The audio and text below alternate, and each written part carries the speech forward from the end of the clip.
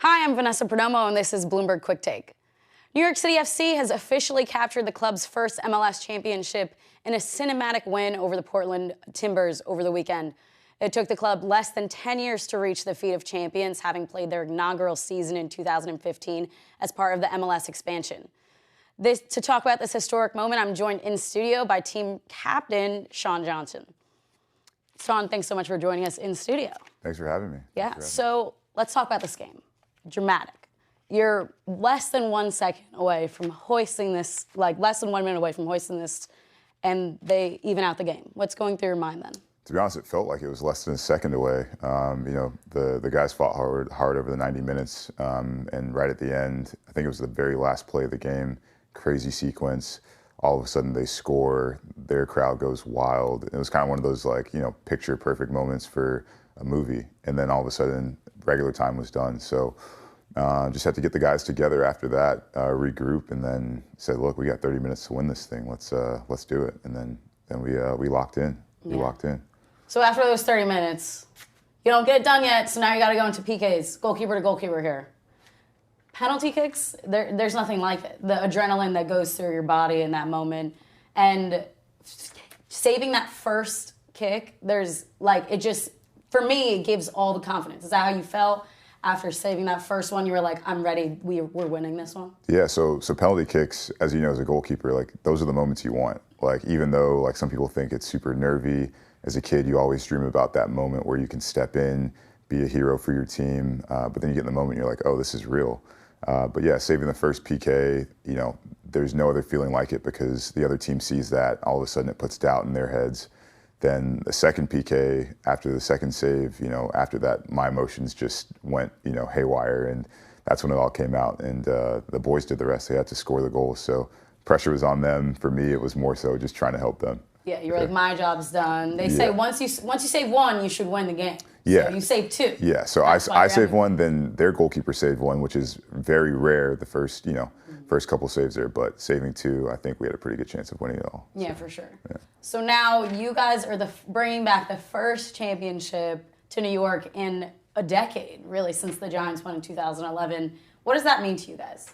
Yeah, it means the world to us. I think, to be a part of history in the city, for this club, like you said, 10 years in the making for this city. It's a sports city. All the fans that have such high expectations. There's been a drought for a while. For our club, I've been here for 5 years, and to bring the first MLS Cup back to this city, the first in 10 years, means everything. Because I know how much it means to the city and the fans, and to do it in the fashion we did it, it's something that's only dreamt about, and now it's a reality. So how many championships do you think you have to win to be the new captain of New York? I mean, you play in Yankee Stadium. That's a good question. We'll start with one. We'll start with one and go from there. But that's the expectation. We're gonna enjoy the moment surrounding the first. But we also know that it's the standard now. That's going to be the expectation. That's how New York fans are. They get one, they want more. We obviously want more as well. So we're committed to doing that. But I think right now, you have to enjoy these moments because you never know how long it's going to take to happen again for sure. Absolutely. So soccer is the world's favorite sport. America's had some struggle with keeping it as popular as other sports. But the MLS has really grown a lot in the last couple of years.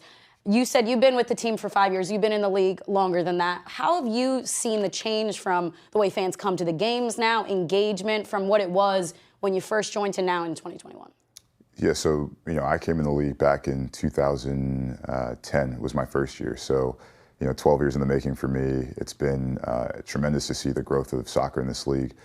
When I came into the league, the standard, how things were done, the quality of players, the quality of play, all those things have increased tenfold. And to see where we are now as a country soccer-wise, as a city soccer-wise, is incredible. So I think you're going to see that continue to increase. We have the World Cup coming, next year, and then hosting a World Cup in 2026. So I think in the next, 5-6 years, you're going to see a real boom if you haven't before. And it's just incredible that, our country is going to be kind of, a cornerstone of what's going to be looked at as, I think, a soccer mecca. I think we're on the way. Oh, you think so? I think so. Right there with England and Germany and all, Brazil, everyone? I don't think we're far off. I don't think we're far off. We, now we're starting to compete. Teams are starting to compete on another level. We have the CONCACAF Champions League. that we play in. It's a League of Champions with our current region, and MLS teams have done a fantastic job, and I think you'll start to see our teams be respected on a world level. So I'm excited about that. All right, so we're right there. And then how does the MLS get to the level of popularity in the U.S. that the NFL and the NBA are at? Yeah, so I think, with the NFL, NBA, those have kind of been pastimes, American tradition over a very long period of time. European soccer's kind of been that, as well for them. So I think really just looking to this time period that we're in, right? Next year, again, being the World Cup year, 2026, hosting in a country, that's a really big deal.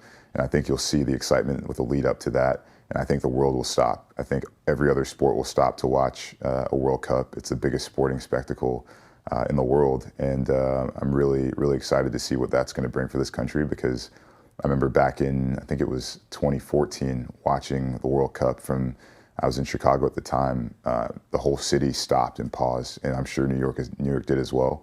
So it's going to be something. It's going to be something special. Yeah, for sure. I mean, 2026. I can't wait till we get there, but it seems a little far off now. Let's talk about 2022.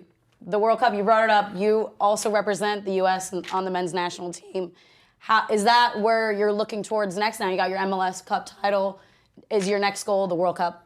Yeah, that's a goal for sure. I think it being a reality now, being a part of World Cup qualifiers, putting ourselves in a position to qualify. We're in a great position now.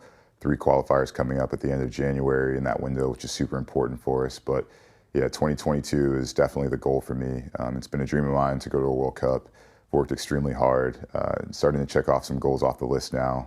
It's taken me a little bit, but it's all a part of the journey. First the MLS Cup, now being in a position to qualify for the World Cup. I think to have that duo in 2 years, something I never really thought would happen so close together. But now again, that's a reality. So I'm gonna try to make that happen. How sure are you that you guys are gonna get to Qatar? I think we're a pretty confident group. We're sure. I think it's again, we have high expectations in our group. We put ourselves in a good position to qualify, and the only thing that matters to us is that end goal. So every game now is a step along the way. It's just a hurdle we have to overcome. Every team standing in our way now of achieving that, and we got a hungry group of players. So I'm sure no one's going to stand in our way. So we'll put our best foot forward and definitely look to be in the 2022 World Cup. And what is the thing that you think will get you there? What about this team makes it different than the 2018 team that missed the World Cup? Yeah, I think this group of players, I think, this group of players is very familiar with each other. There's a brotherhood that we talk about. That's the word we refer to. And when we look back at it, I think it's the body of work that everybody has done. It's not just the guys in one game, but it's the collective, it's the staff, it's the kind of family mentality that we have. I think being willing to fight for each other and leave it all out there, no matter what the situation, circumstance. I think we've been battle tested in a lot of situations, and in every situation we've been there for each other. So I think that's gonna carry us a long way for sure. All right, well, we'll look to see that in 2022. Sean, thanks so much for joining us.